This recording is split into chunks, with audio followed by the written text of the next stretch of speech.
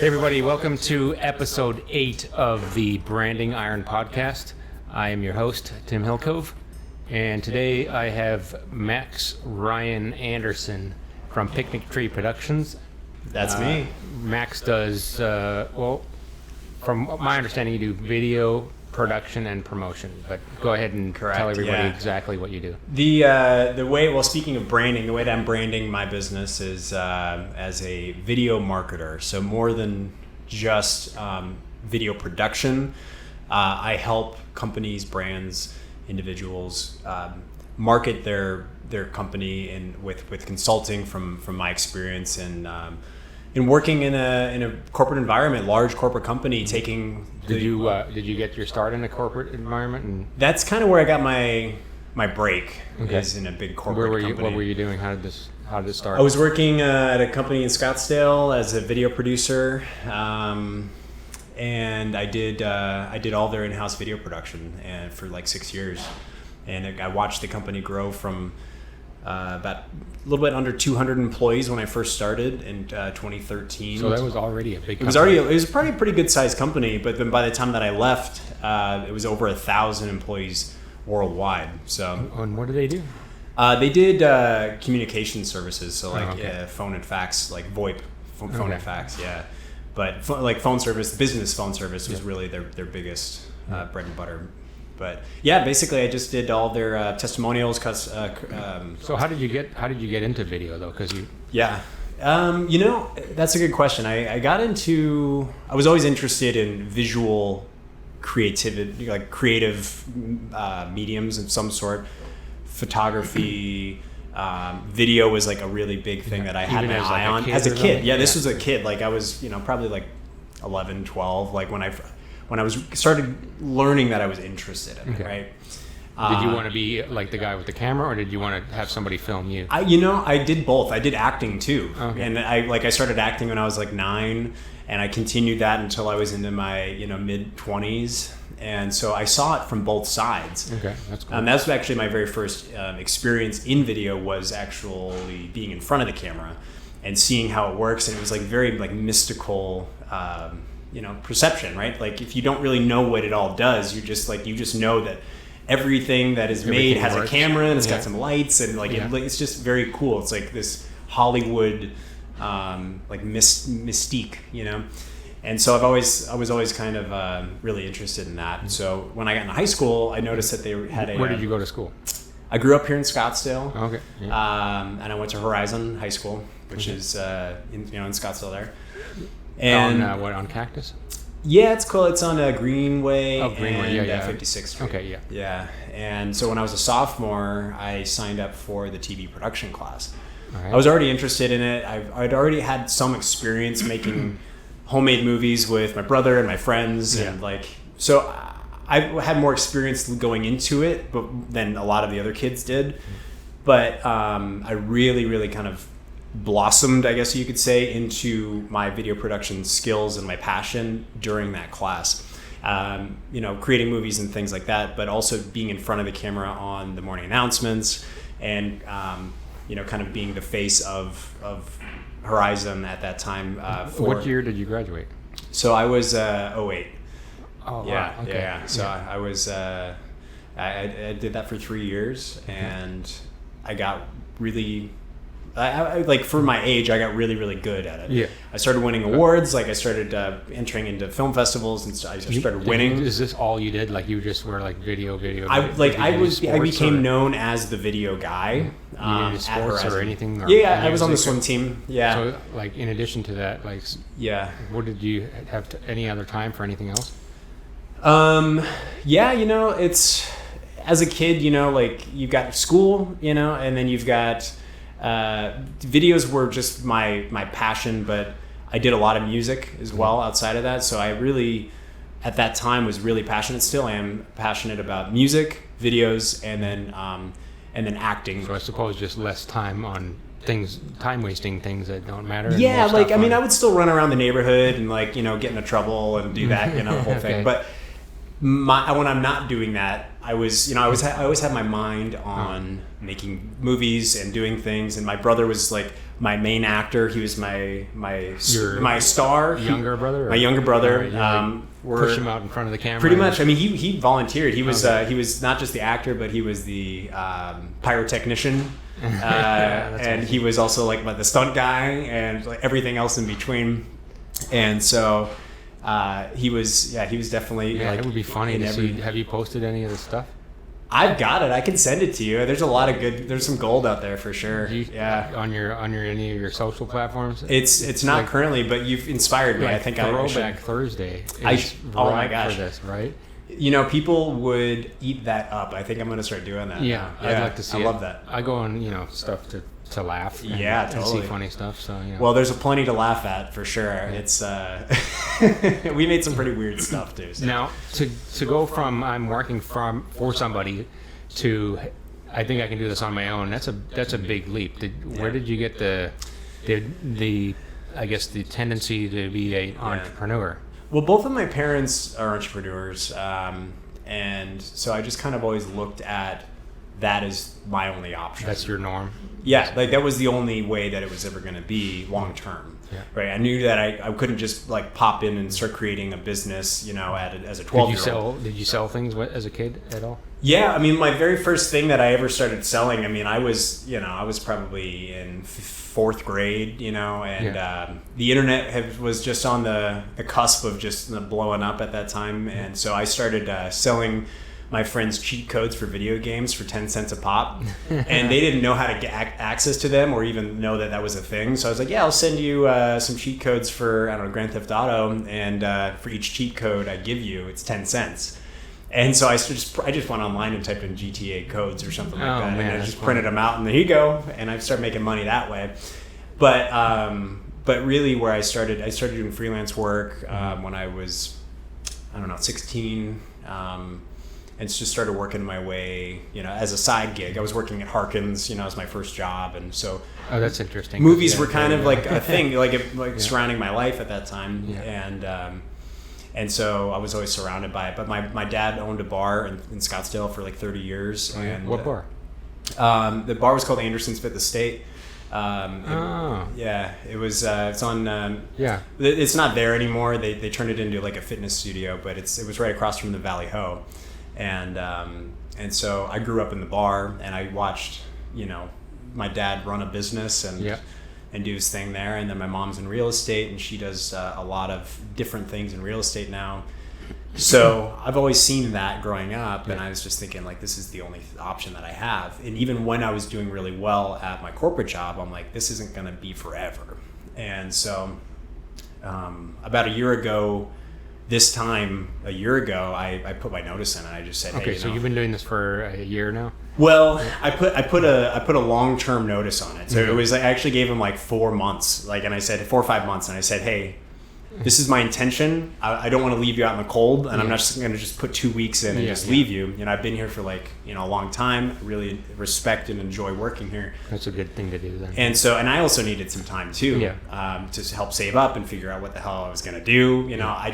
It was kind of one of those things where you jump out of the plane and you just hope that you land, in the right spot, but you're never going to land where you want to be if you don't jump, and that's kind of where my mindset was. And I wasn't really happy. I knew I wasn't going to be happy long term there.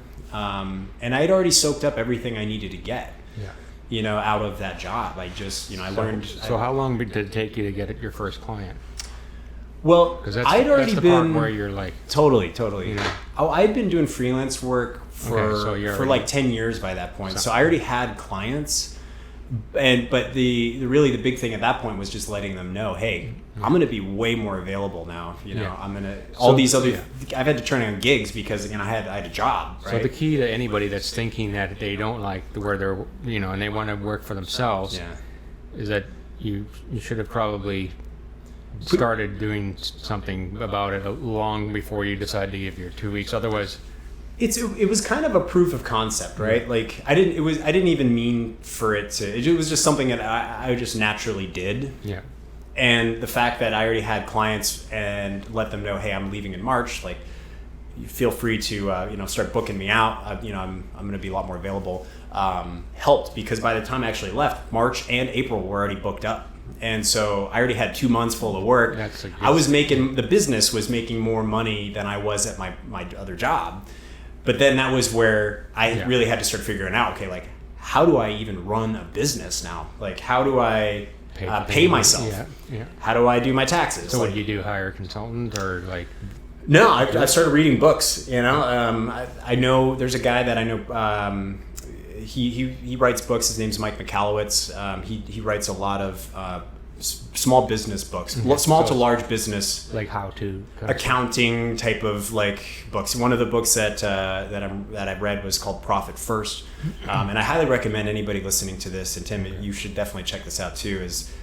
He's got some amazing content on basically like how to run your books, in a kind of a really cool way, an easy way to read. It's an easy read. He's a funny dude.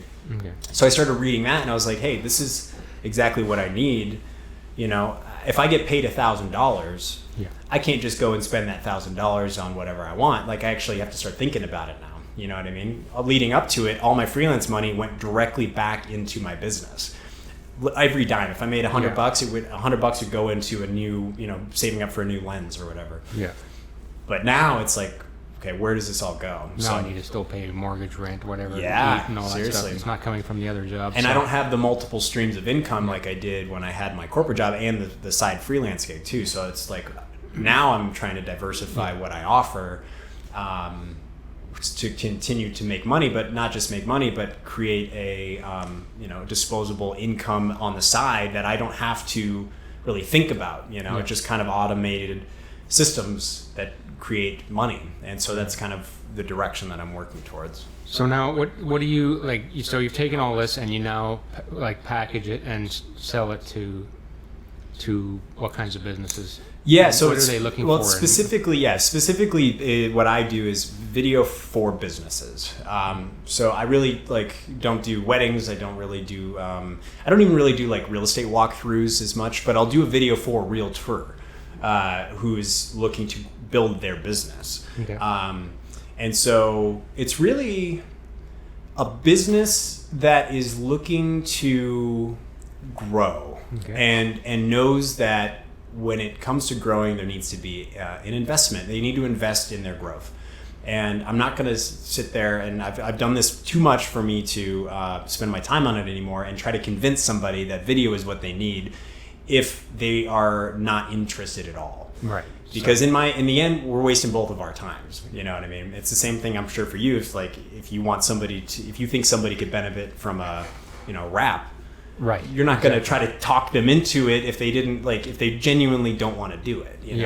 Yeah, or they don't like it, or if it's not going to help them. Exactly, and that's the biggest thing. If it's not going to help them, and they're not going to use it the right way, then it's not going to be a right fit. And I'm getting used to the idea of turning away business if it's not the right fit. Right.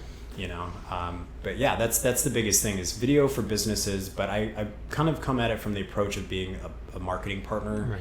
Where so now when you make the video, you know what the end use is ahead of time? That's the biggest thing, right? So when people come to me and they ask for help with video, my first question is, what is your goal with this video? And a lot of times they don't know. Like, what are you hoping will happen? Yeah, exactly. What do you want to happen with this video? Do you want what is your call to action, right? If there is one, or is it just literally just a brand awareness video?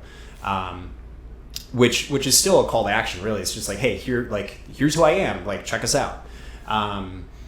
But a lot of times I find that people find a video on the internet and they just think, yep, that's what I like. I like the way that this is, and this is what I need. Right. But they come to me and they show me this video, and it's not necessarily a lot of times what they need. And I'll start asking them the questions. What's your goal? Who's your audience? They're looking for things that they like, as opposed to what their audience might like, or the potential clients might like. Yeah, exactly. Right. That happens in the rap business a lot. I'm sure it does. Yeah. Oh, yeah. Now, what do you think about? So, do people just say, oh, "I'm going to get a video, and that's my magic bullet," or is your philosophy be more like, "Hey, you probably need 50 videos"? Well, and that's the thing. Like, there is no one magic bullet for all purposes, right? Yeah. So if you think about your videos as a tool. Video it doesn't necessarily need to be the only tool that you're using, or one video can't do everything that a series of different videos could do. Yeah. So basically, you want to think of it as like who are you going after? Okay. If you want to kind of start, like if you want to think of like a sales funnel, you can include video as part of your sales funnel, right? Okay. So you want to make one that's like a general overview, short, sweet, to the point, and engaging. Just like the introductory. Yeah, like here's who we are, here's what separates us, and and you really need to know who you're going after. Are they going to be on Facebook? Where's the video going to live, right? Okay. Is it going to be on Facebook, YouTube? How would you say what's the difference between if it lives on Facebook and YouTube in your estimation? The biggest thing is what is the audience looking for, and what type of audience is that? So, for example, and it also depends on where they're at within the buying cycle. So if you're watching a video on Facebook, it's probably one of two things. But in the end, it's really discovery videos. It's a lot of here's who we are, here's what we do, but then also informative videos like, hey, I'm a realtor and I'm going to tell you all the information you need to know about buying a house, but not just buying a house, but buying a house specifically in Tempe. Here's a series on Tempe. Then I'm staying top of mind because I'm constantly creating content throughout the week, throughout the month. People would accidentally find that. Yeah, and if you're consistent with it, then it's just you become the expert. Okay. Even if they never reach out to you, they're seeing it for sure if you're pumping it out. So you need to do more than one video. Yeah, totally, and be consistent with every it too. week then. So is that your business model then? Like not just saying, okay, I've made a video, right? I'm done. Is it like, well, how about a retainer, and we're going to do this on a weekly basis or monthly basis? Because it depends on their goal. Some people are just like, hey, I just want this one video, and I don't care what you tell me. Like this is all either this is either all I want or all I can afford. It's sort of like saying I'm hiring a personal trainer and saying I just need one workout. Yeah, right. And I'm going to get in shape. Exactly, right. And what I'll do is I'll create a plan with them ahead of time, and I'll just be like, hey, this is where you are. This is what I recommend. And we can totally do this, but you have to be in it as much as I'm in it, because I'm going to be in it with you. Yeah. But if you're not going to be mentally there to make this a success, then it's not going to be worth it for you. And that's really the biggest thing. I want my clients to be super successful with these videos. Now, do you have an office now, or do you work out of your home? I work out of my house, and I'll go and rent studio space if need be. I mean, the company in itself. It's only been full time for a little over 6 months right now, and as of right now, for the type of work that I've been doing, I'll either meet them on location or we'll rent a studio space and we'll shoot right, because then you don't have to have that. Yeah, and I don't have that overhead right now, right? Yeah. And so and it definitely it helps to shoot on location in a lot of senses too, because they're comfortable in their space. Right. Yeah. And I like shooting in their business area because it shows the audience what they're getting into. Like what does this business really have to offer? So if I were to shoot here at your rather than like at a nice green screen somewhere where exactly, because it feels overproduced, like something. There's it loses some authenticity, and so you can really see. I think you could really. The background tells the story is just as much as what you're saying. Yes. So if I'm doing an interview, I wouldn't just do an interview in front of like a white screen unless it really called for it. But if I was doing like a video for you, I would probably have you sit out, in front of one of your cars and having, all of the tools and everything happening in the background. Because if I'm not listening to the video and I were simply just watching it, I should be able to tell what that video was about in some sense. It's like when you are watching like a Super Bowl commercial and they might not have the audio turned on and you're looking at it and you're like, what was that all about? So, silent film. But the best commercials are the ones that you could just look at and be like, yes, I understand what that was about, even if I didn't hear anything they had to say, right? You can tell a story non-verbally in a lot of ways. And so, that's an interesting and good point you make there. And because a lot of times I'll be watching and I don't want to have the sound on, and unfortunately there's no subtitles. Yeah. And totally. If it's just talking, So that's a really big thing. You don't that, know what's going on. And especially on Facebook right now, and Instagram, like 85% of videos that are watched on Facebook are watched without the sound on. So that means you need to have subtitles automatically popping up when you're scrolling through. So I mean, I'm guilty of it too. Like, I don't want to have to be listening to every single video I scroll by. I just turn everything on silent, and if I genuinely want to watch it, then I'll click into it. How do you find how tedious is putting subtitles and everything? It's super easy. Really? If you don't what they call like burn it into the video, where the subtitles are not actually within the video, then you can. It's actually really easy. You basically, what you do is you upload the video or send the video to a transcription service. There's a company that I use called rev.com, and basically you just send them the video, and a real life person transcribes it out into a captions file. Right, but do they? Okay, so because what we're noticing is when we're captioning stuff, it matters how you group the words. Right. To make it make sense, so that otherwise you get long sentences and stuff like that, and it doesn't flow, and it's hard to read. Yeah, totally. And so we're doing that manually, right? Because the subscription stuff and automated stuff it doesn't do that. Yeah, the automated stuff is. So if I'm like, this is really important, you want the word important, Yeah. instead of really important at the end of a long sentence. Right. You can go in and customize it after the fact, which is nice about what Rev does, and it's only $1 per minute of video. So if you have a video that you only say one word in, it's still going to be $1. Oh, but okay. if you have a video that's a minute and you've should, got 5 people talking at the same time, see if we can get him to do this one, Gabe, and see how it works out. You could, and it's super easy. But basically, what happens is they send you a download file. It's an SRT file is the name of the file, and basically you would upload that at the same time as you upload the video. Instagram doesn't allow you to currently do this from my experience as a regular video. I think you can do it as a paid video, like a sponsored, but Facebook, YouTube, LinkedIn, all of those ones, you're basically able to upload the captions file at the same time. And it just makes it very easy. It's more is that different for, I don't know, viewability or search or anything than embedding it in the video? So it's if you have putting it as a graphic in the actual yes, video. I do believe that, especially on YouTube, that if you have captions that Google picks up on what's in the video in the metadata.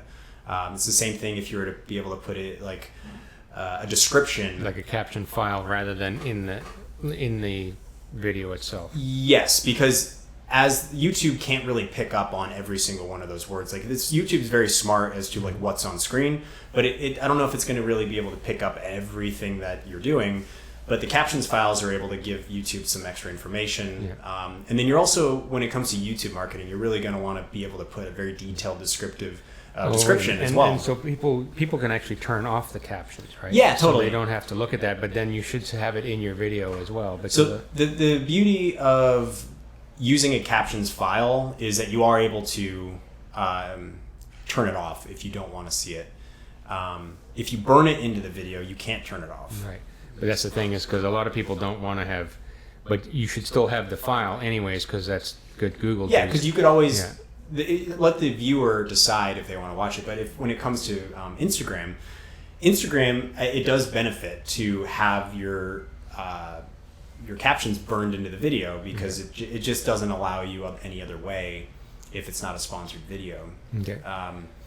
So yes, I mean, like if you look at like any like Gary Vee video, like they're all captioned, burned into the video, and they're done really well, and they're taking advantage of the aspect ratio of the medium, right? So if you're on Instagram, you're creating content in a 4:5 ratio, which takes up the most screen space within your feed. Okay. But then on like Facebook, you're going to want to do Facebook and YouTube. You're going to want to do it more horizontally, like 16:9 ratio. Yeah. A lot more people these days are using their phones to view videos. So the stigma of filming everything vertically is kind of going away, But you really got to think about, where is your audience? Every time you create a video, is my audience going to be for Instagram? Is it going on my story? Yeah. Then that makes sense. Shoot it on, you could even just shoot it with your phone, or like edit it in a 9:16 like vertical project and sequence, and then you're able to get the most bang for your buck when it comes to square footage on your video. So now, to promote your business, we're talking about social. So how are you doing that? What's working for you, and have you been tinkering with that a lot, or is it all word of mouth right and now, hustle by yourself? Everything's been word of mouth, and I'm starting to do more social and online marketing. My goal is to start creating that top of mind, creating that expert. Just to put out as much content as possible. Yeah, exactly. Like become the expert in the industry in other people's mind, right? Right. And so my goal is to start creating content, especially for LinkedIn, to get out there and show people, hey, these are the things you could start doing yourself with your phone. Like, start teaching people how to do stuff with their phone. And then, because I don't find that puts me out of business. What's a tip that you could give everybody right now? Okay, all right. The easiest and the best, like the one that's like the most like mind blowing is, and it's so easy to do, and especially if you've got an iPhone. I'm pretty sure if like Androids do the same thing too. But if you pull your phone out and you go into your camera app, I mean, I can just show you right now. Yeah. If you can go into your camera app, like, everyone knows that you can tap to like adjust your exposure, but a lot of people don't know that you can actually tap and hold, and it turns on an auto exposure. It turns on an exposure lock and focus lock. Okay. So basically what that means is that you could just set that on a tripod, and the exposure isn't going in and out, and the focus isn't going in and out. And it's not like fluctuating and freaking out the audience. So especially if you're shooting into a window. So that's that thing that when you touch your screen for too long, a yellow thing pops up that says AF lock. That's it, right. And then on the side here, what you can do is you can actually adjust your exposure just by moving your finger up and down. Okay. So, the autofocus and the auto exposure, it works, but it doesn't always click on what you want it to work on, right? So if you hold it down, let it lock, and then you can go up and down. Then from there, you can stick your camera on a tripod. You can walk around. You know that you're going to be properly exposed and in proper focus, and it makes things so much easier. And that, for me, is like one of the biggest things that people can do right away to take their videos up a little notch. Because nobody wants to just be seeing like this silhouette talking to them. Right. They don't. Yeah. It's so easy to fix that. Or something super overexposed. Or way overexposed, right? Yeah. Exactly. So you just kind of, if you even just start thinking about what your video looks like, just a little bit, and start just taking little bits of action at a time, your content is going to look much, much better, and you're going to start thinking about, what am I saying? Now, as far as the content side of things, what do you have a suggestion for people on that? Yeah. Well, it just. Because it can look great, and if you're not talking about the right thing? That's the thing. You have to stay focused. Not one video is going to be effective if you're talking about everything. Like we were talking about earlier, like there's no one video that's a magic bullet, right? Okay. So you have to think about, what is the goal of this video, and in a majority of the times, when it comes to video, one 10-minute video talking about 10 different things is going to be far less effective than 10 one-minute videos talking about one thing each. Okay. Because people only have that much time to give you anyway. And if they choose, they can continue to watch another video. And so if you make it really easy to, if you make the description and the title of each video, this is what you're going to get, then I'm not having to search through a 10-minute video trying to figure out what's going to happen. I mean, how many times do you go online and try to learn how to do something, and what you really wanted to learn, what the title says, is halfway through the video, and you're wasting your time. So respect your audience. Yeah. If you're not trying to like gain, you're not trying to monetize your videos, there's no reason to make a really long video. Right. That's the thing. Yeah. So, and that's whatever it is like riveting content, right? Right. Like you'll see some of Gary Vee's videos, they're 10, 20 minutes, but that's because that's been built up. Because he knows his audience, right? Yeah. So you're able to get somebody's attention for 10, 20, 30 minutes if they're expecting that. So for example, if I'm creating a But if I've tutorial never heard video, of you, yeah. right? If I'm creating a tutorial video on something intricate and here's how to do this, if I'm making a Photoshop or a Premiere, tutorial, I'm going to want to sit there and, as an audience member, sit and watch every second of that because I'm genuinely invested in what I'm learning. But if you're just sort of cruising along and you're like, oh, I wonder what this is. That wouldn't do well on like Facebook. 10 minutes later, Right. you're like... Exactly. So, and then when it comes to where you put your videos, a lot of people have the question of like, where do I put it? Do I put it on YouTube? Do I put it on Vimeo? Do I put it on my website? It just think about your audience. Think about what the intention is as well, the goal and audience. Always have that in mind. Okay. And a majority of times when you're trying to promote your business, YouTube is a really great way of doing it because YouTube, a lot of people don't realize, is the second largest search engine behind Google. Right. So people are looking. People are doing research on YouTube to buy a product or to buy a service or whatever it is, or to to learn figure something, out their right? kids' homework. To look, exactly. Like to look me. up a review or Right. whatever. Yeah, exactly. So that type of content would be really, really good on YouTube. But I would really stray away from putting any YouTube videos on your embedded on your website, because what happens is you have the related videos pop up after the video's over, and then you see a cat video at the end. You're like, oh, cat, and then I'm going to get off of your website, and then I'm totally distracted by what I was supposed to be doing on your website. Yeah. So you should be using something else outside of YouTube when you're embedding on your website. But the type of content on your website should be all about the customer experience, the things that you can provide, like the next notch down into the funnel, right? Customer testimonials, product review, product tutorials, Right. Things like that. Really breaking it down. Do you find people ask you after now? Okay, so how do I promote this? And is that another avenue you're like paid promotion, yeah, like that type of thing? Manage, like we're gonna make promotional videos, and you're the guy that's gonna figure out how to. So what I'll do, the audience is and what's working, and if that's not working, make another video. So I don't run the ads, but I will create an ad that is effective for them to run their ad. Okay. So some people are looking for a pre-roll ad on YouTube. Some people are looking for an ad that plays on Instagram. And so I'll help them identify. But they'll have to do the other stuff. Yeah, like I don't really manage. Like I might manage a YouTube channel for somebody. If that's what they're looking for, I can help them with that. It's a lot easier for me to just upload directly from my computer and manage the YouTube channel. But and do all the title tagging and everything. I've got a lot of experience in that, so that makes sense for some people. But some people don't want me to touch any of that. Like they just want them to do it themselves, which totally makes sense. Right? Yeah. Right, exactly.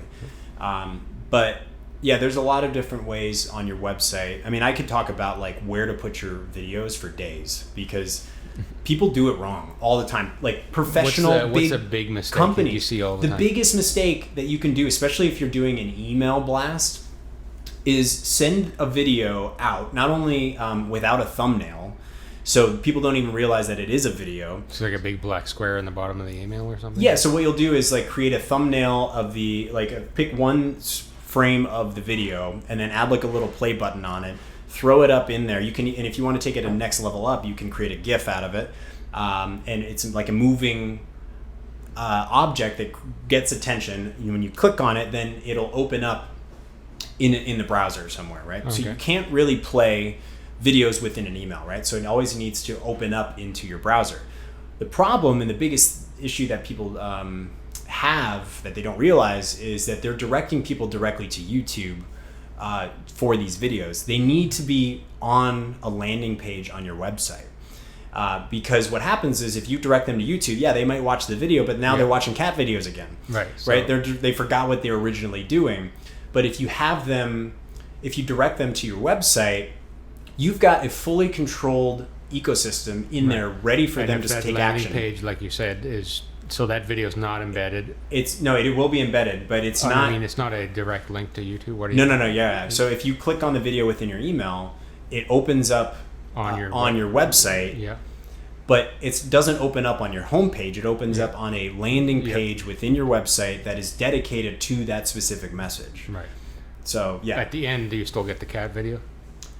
Only if you want to. We can throw it in there. Yeah. No. But How do you avoid that in that situation? What would you don't use YouTube. You used to be able to turn off related videos, but they force you to keep them on now, which is really annoying. If you have a paid account or something? Do you still have to do that? Yes. The paid account on YouTube only disables ads from running on your account, from what I understand. Like a premium YouTube channel, like account, basically. It's just for your viewing pleasure. But YouTube wants you to constantly come back to their service, right? Okay. So they're going to do everything they can to get you to come back to YouTube. So that's a bit of a problem then. So they get the email, they click on it, it goes to a landing page, you watch the video. Would you put it on like Vimeo, or how would you? So Vimeo could work. Vimeo is a really great option. Vimeo, they used to be geared specifically for creatives.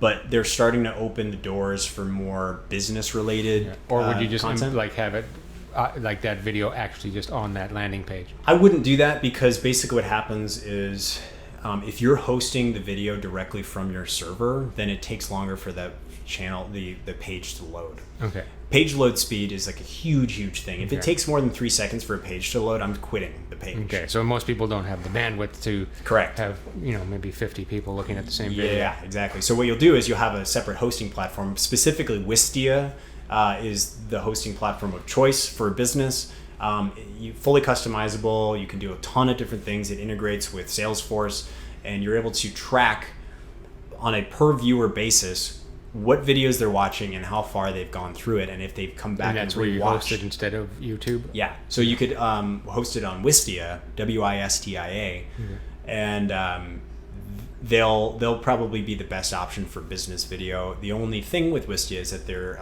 more expensive than Vimeo, but they do offer what do they run a lot more options. So for a basic account, it's $100 a month. Okay, as of the recording of this. Yeah.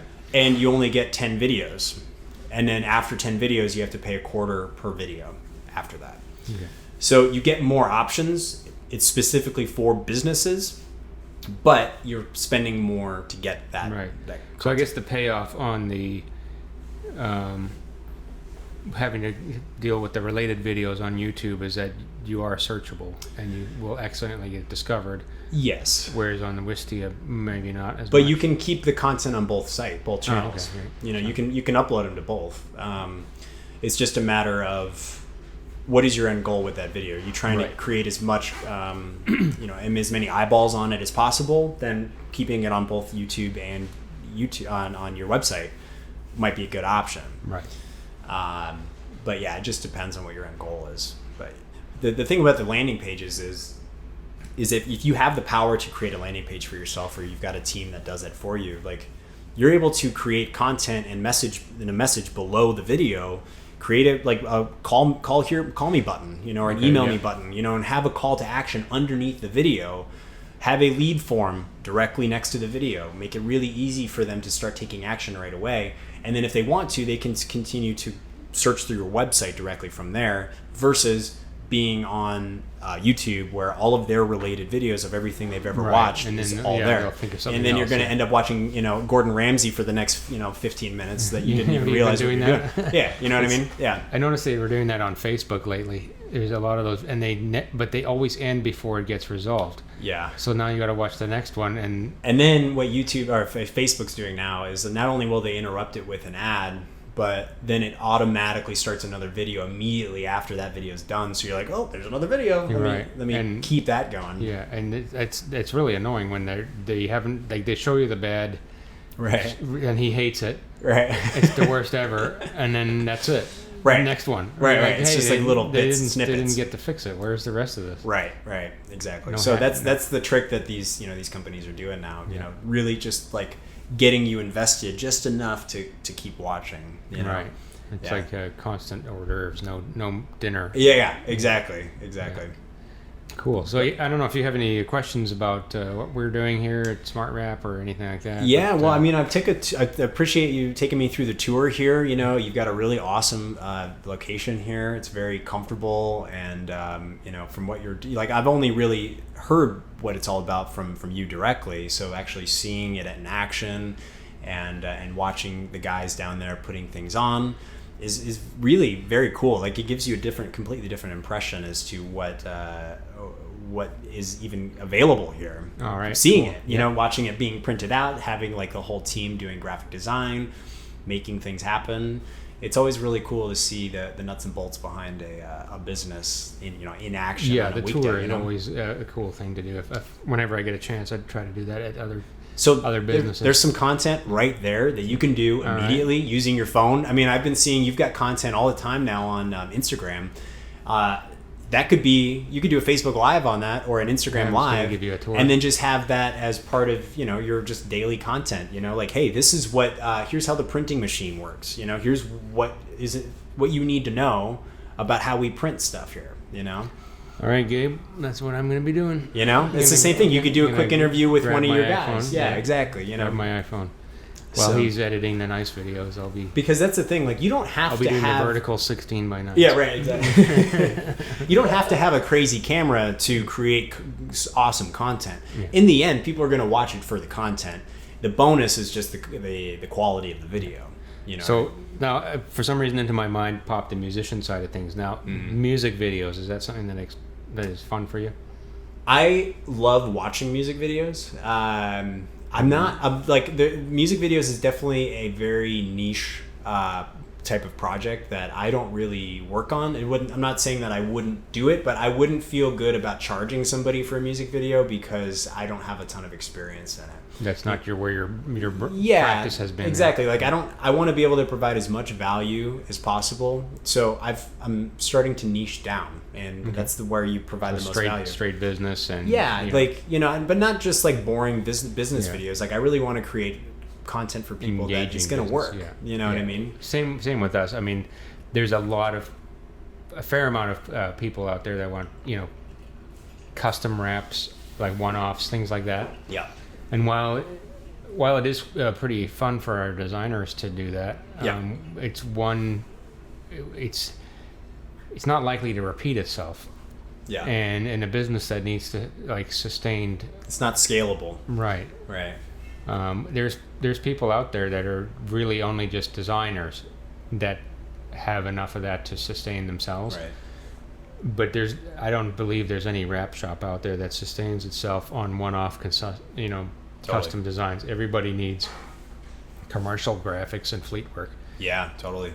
Yeah. It's it's the thing is that people don't know what they don't know. I find that the biggest barrier to entry in video, and I'm sure it's probably the same when it comes to vehicle wraps, is like the customer doesn't know what they want, really. They really it's not a money issue. It's more of, I don't know what kind of videos that I need or what videos are even possible. So that's when you start. So I don't even start to think about video because I don't know what there is, right? Mm-hmm. So the type of content that I could start creating, and that I will start creating after this conversation, is like, here's what you can do with video. Yeah. It's not just creating Michael Bay, explosions and like all this stuff. Like it's actually like, it's a lot more simple than that, right. And it's really powerful. And if your goal is to grow your business, or if your goal is to get this new product out, same thing with wraps. We ask, why, when they come to us, why do you need a wrap? Right. And it startles a lot of people. Yeah. Why would you? Aren't you just going to try and sell? And, right. You're trying to talk yourself out of business here. Right. Yeah. So they come to you. They need a video, and you're like, what do you need a video for? Right. Yeah. Why do you need a video? Well, asking that one simple question gets them to actually think about it, because they might not have even thought about the reason why. Yeah. They just think that, I saw a really great van on the road that was fully wrapped, and I think that would be great for me. And I'm an online business. Right. Yeah, exactly. And it makes no sense. Right. Yeah, exactly. So there's to having somebody like you to be more of a consultant outside of just like the person who puts the wraps on, helps them make an educated decision and makes you look better when the end result is effective, right? Because you're guiding them through it, right? Yeah. That feeling of living through their success. Yeah, totally. I mean, obviously we need to pay our bills, right? But feeling good is just behind that, right? And not to mention, when you do a good job and they're happy, you're going to get more business out of that, from them recommending you to other people. And, it's, if you go with just what they want, like I said, like they don't know what they want in a lot of cases, and so in the end, like you're the expert. You're going to know what's best. It's almost like making any other kind of purchase. People come in, I don't know, buying a car, and you're like, I want a Ferrari. And I'm like, oh, great. If you didn't, why do you want it? Well, I bought this big boat, and Ferrari has a lot of horsepower. Oh yeah, sure, right. And you're like, okay, okay. So what you need is a pickup truck. Yeah, and like so I said, this is where you're like, it's a different tool for different things, right? And so you're not going to use a hammer for something that a screwdriver would be better for, right? Yeah. So it's the same thing when it comes to your marketing. And I love the name of the podcast, the Branding Iron. Like that's genius. And so it's true though. Like, well, actually, I can't take credit for it. I put it out there and said, "What should I call my podcast?" And somebody gave it. Somebody. See, there it is. Yeah. So you're crowdsourcing. You're using your audience for help. So I will. I'll go back into my things there and try to remember who did that. 'Cause there was a give them a gift card. Yeah. But it's a good name for the podcast, and especially if you're obviously talking about marketing, branding, it makes a lot of sense. Cool. Yeah. Well, this about wraps it up. If you've got any questions for people watching that you want them to answer? Well, you could find me on Instagram. I've got 2 channels. My personal channel is max.ryan.anderson, Anderson with an O. And my business channel is picnic.tree. My company's Picnic Tree Productions, and you can check me out at thepicnictree.com. Right on. Thanks, Max. Awesome. Thanks, Tim. Appreciate it.